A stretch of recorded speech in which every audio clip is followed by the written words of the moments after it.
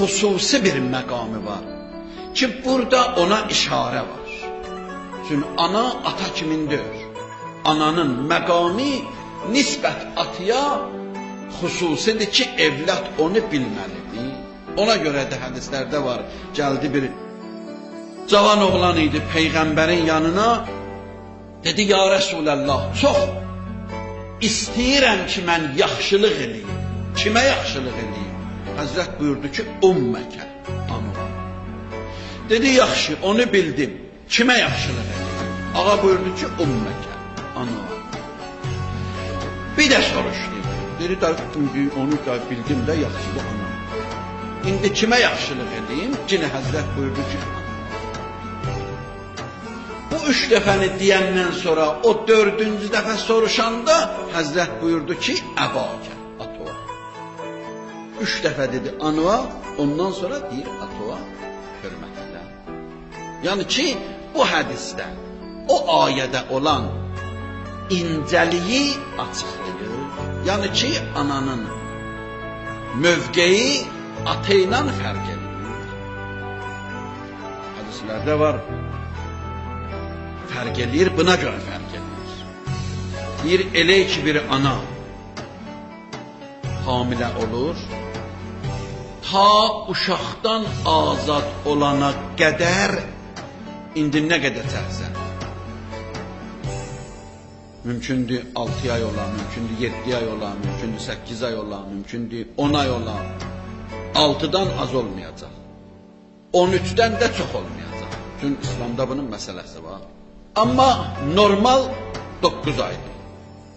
Bu müddəti ki, uşaq ananın bətnindədir, buyurur, gecələri səhərə qədər ibadət eləyən insanın savabı ona yazılır. Hər günü axşamacan oruç tutan insanın savabı da ona yazılır. Allah yolunda cihada gedən insanlarda ki, cihada gedirlər, canları ilə, malları ilə cihad edirlər, onların da savabı o anıya yazılır. Ona görə görürsən, fərq edir o birisi ilə. Elə ki, deyir, bir ana uşaqdan azad oldu. Bu hadisəyə görə Allah ona bir savab verir ki, hədislər buyurur ki, o savabı Allah'tan başqa heç kim bilmir, heç kimə də bilindirmir. Ki ona mən nə qədər savab verəcəyəm. Uşaqdan azad olur.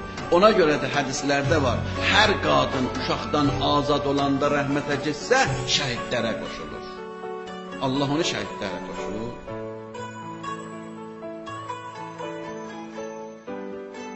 Ondan sonra başlayır ona süt verməyə. Hər dəfə ki, uşağa süt verir, uşaq doyur, çəkilir, Allah o xanıma bir dənə Allah yolunda qul alıb azad eləməyin savabını yazır. Hər dəfə ki, uşaq gəlir, onun sinəsindən süt əmir, doyur, çəkilir. Və elə ki, 2 il qutardı, sütü verdi, qutardı, ondan sonra uşağı ki ayırdığı sütdən məlakə gəlir o xanımın çiyninə əl vurur, deyir büyünəcən nə vardı hamısı pozulub, əməlləri bu gündən başla. Elə bil ki anadan dünyaya büyün gəlibsən.